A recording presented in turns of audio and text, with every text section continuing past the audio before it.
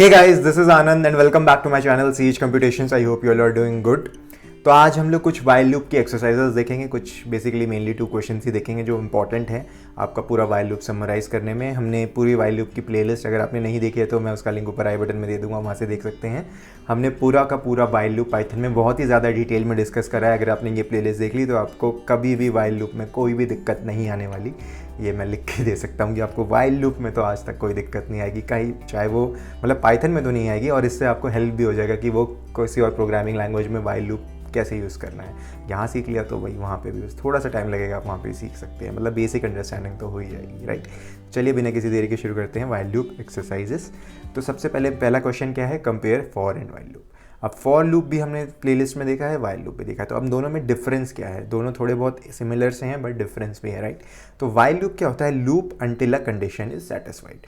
यानी जब भी हम वाइल लूप लगाते हैं और हमने कोई ब्रेक स्टेटमेंट नहीं डाला, कोई ऐसी कंडीशन नहीं डाली जो उसे रोके, तो आपको पता है वो इन्फिनिट लूप में चला जाता है। तो जब तक कंडीशन सेटिस्फाई नहीं हो जाती तब तक आप लूप मतलब इफ़ कंडीशन डाल दी, वाइल में कोई भी आपने कंडीशन डाल दी, जब तक वो सेटिस्फाई नहीं होगी तब तक आप लूप चलाएंगे। Okay, used for a number of iterations is not known upfront.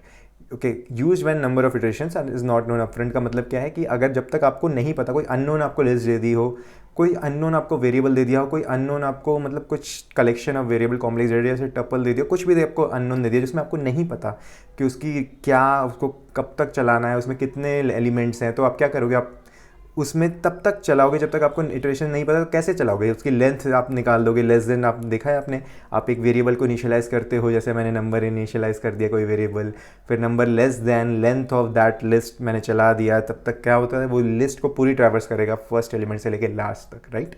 तो हमें नहीं पता होता भाई कितने एलिमेंट्स है उसके अंदर, तो हम तब मेजरली हम वाइल लूप का यूज़ करते हैं। ओके, तो फॉर लूप क्या होता है? फॉर लूप क्या होता है? Iterate over a sequence of values. ये भी एक सीक्वेंस ऑफ वैल्यूज़ में इटरेट करता है, जैसे लिस्ट हो गई, टपल्स हो गई, कैरेक्टर स्ट्रिंग्स हो गए, राइट। तो उसमें आप फॉर लूप यूज़ करते हैं। Use when we have an iterable object of known length. ये 90% केसेस में तब यूज़ होता है जब आपको पता हो कि भाई इस लिस्ट में इतने एलिमेंट्स हैं, इस टपल में इतने एलिमेंट्स हैं, इस स्ट्रिंग में इतने कैरेक्टर्स हैं, तब आप फॉर लूप चलाते हैं, राइट। और an iterable object can be identified with a range function. तो रेंज फंक्शन मतलब आप इसमें बहुत सिंपल से आप रेंज डाल सकते हैं फॉर एलिमेंट एंड रेंज। आप 0 to 50 लिख देंगे तो 0 to 50 वो चेक कर लेगा भाई 0 to 50 के अंदर ये कुछ भी आपने कंडीशन डाली तो वो चेक कर लेगा भाई ये है कि नहीं। प्राइम नंबर्स मान लो आपको चेक कर रहे हैं, ऑड इवन चेक कर रहे हैं, तो आप इसे फॉर लूप में यूज़ कर सकते हैं। रेंज फंक्शन का यूज़ करके बहुत जल्दी काम हो जाता है। तो ये कुछ डिफरेंसेस है वाइल और फॉर में। अगर आई होप आपको समझ आए, और आपको और भी कुछ डिफरेंसेस डिस्कस करने हैं आप कमेंट्स में डालें, सब लोग आपस में डिस्कस कर सकते हैं। अगर आपको लगता है कोई और डिफरेंस जो बहुत इंपॉर्टेंट है जो इसमें डालना चाहिए मुझे, तो आप कमेंट्स में डालें, राइट। ओके, तो अब एक प्रोग्राम देख लेते हैं, थोड़ा समराइज हो जाएगा। Write a code to repeatedly prompt the user for the capital of Egypt until, Egypt का कैपिटल क्या है? Cairo, right. तो they enter the correct value Cairo. जब तक वो कायरो एंटर कर दे तो वो ख़त्म हो जाए, मतलब सेटिस्फाई हो जाए कंडीशन वाइल लूप की, राइट। हम वाइल लूप तब तक चलाते हैं जब तक कंडीशन सेटिस्फाई हो जाती है। कंडीशन कायरो डाल दिया तो सेटिस्फाई हो गई तो हटा दो। तो they give up and enter quit, या फिर वो गिव अप कर दे, भाई हमें नहीं पता इसका, हमने गेस कर लिया ये इसका कैपिटल है, हमें नहीं पता भाई इजिप्ट का कैपिटल क्या है, आपने क्विट लिख दिया सीधा, क्विट, प्रोग्राम एंड। तो 2 चीज़ें हैं, राइट। चलिए देखते हैं मैंने क्या करा। सबसे पहले एक रिस्पॉन्स वेरिएबल ले लिया, उसको मैंने ब्लैंक यानी स्पेस से इनिशियलाइज़ कर दिया। फिर मैंने लिखा वाइल ट्रू, यानी जब तक सच हो जाए, मतलब जब वाइल ट्रू यानी ये कंडीशन सेटिस्फाई हो जाए, जब तक ये करेक्ट हो जाए कंडीशन तब तक इसे चलाना है। क्या कंडीशन वो देखते हैं।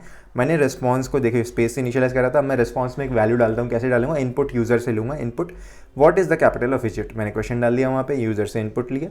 If response equals to quit, अगर वो पहले ही क्विट कर दे, राइट, अगर उसे नहीं पता, वो गैस भी नहीं करना चाहता, वो पहले ही क्विट कर दे, तो उसने लिख दिया quit if response equals to quit print the correct answer is Cairo better luck next time. तो करेक्ट आंसर क्या है इसका? कायरो है। आप बेटर उसको बता भी देना है भैया आपका कैपिटल कायरो है, तो आप बेटर लेक नेक्स्ट टाइम आगे से आप ध्यान रखिए, आगे से अपनी जनरल नॉलेज अपडेट करके आए। If response dot upper equals to Cairo, अगर उसने कायरो डाला, लेकिन इसमें भी कुछ कंडीशंस है, वो हो सकता है स्मॉल लेटर्स में डाले, हो सकता है वो कैपिटल सी डाले और AIRO स्मॉल में डाले, या हो सकता है वो पूरा का पूरा कैपिटल डाले। तो क्या आप बार बार कंडीशन डालोगे कि भैया कैपिटल चेक करो, स्मॉल लेटर चेक करो और ये मिक्स्ड लेटर चेक करो, कैमल केस लेटर चेक करो? नहीं, राइट।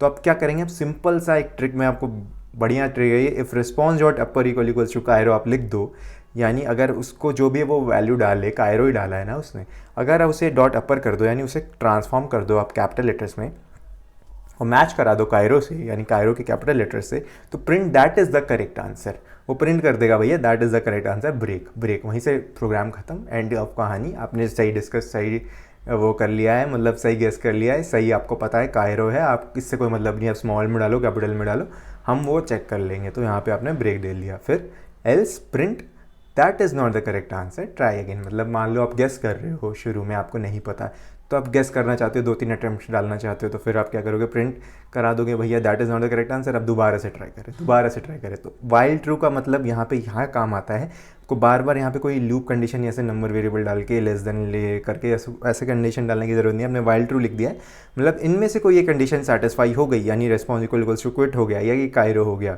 इन दोनों में से कोई कंडीशन सेटिस्फाई हो गई तो आगे बढ़ना है, तो ब्रेक करना है इसको, ठीक है, वरना तो भैया एल्स में जाना है। तो ठीक है, अब ये मैं रन करता हूँ, तो देखिए पहले मैं लिख देता हूँ इंडिया, मैंने लिख दिया India, that is not the correct answer, try again. दोबारा रन करता हूँ मैं, इस बार मैक्सिको लिख देता हूँ, तो वो that is not the correct answer, फिर बोल देगा ये ट्राई अगेन। ठीक है भाई, इस बार थोड़ा चेंज करता हूँ, मैं दिल्ली लिख देता हूँ, तो that is not the correct answer, try again. ठीक है भैया, what is the capital of Egypt, में दोबारा इस बार सही लिखता हूँ, मैंने लिखा कायरो, लेकिन ध्यान दें मैंने इस बार लिखा है कैपिटल CAIRO, ठीक है कायरो। तो इसने बोल दिया that is the correct answer, why, because उसने अपर केस में चेक कर लिया, उसे अपर केस में कन्वर्ट करके कैपिटल लेटर ऑफ कायरो से चेक कर लिया, इसको आंसर मिल गया, ब्रेक हो गया लूप, हम प्रोग्राम से बाहर आ गए, राइट। अब एक बार अगर मैं इसे सीधा क्विट भी करके आपको दिखा देता हूँ, मैंने लिख दिया है यहाँ पे क्विट, ये that correct answer is Cairo, better luck next time, that is not the correct answer, try again. Just hit that subscribe button if you haven't already subscribed and share it with your friends जिन्हें इस playlist की ज़रूरत है, because यहाँ पे हम बहुत ही ज़्यादा क्वालिटी कंटेंट जो कि पोस्ट ग्रेजुएशन कोर्सेज में लैक्स ऑफ रुपीज़ में सिखाए जाते हैं वो हम फ्री ऑफ कॉस्ट सिखा रहे हैं। तो just help out your friend जिनको भी ज़रूरत है। Till then have a good day, signing of.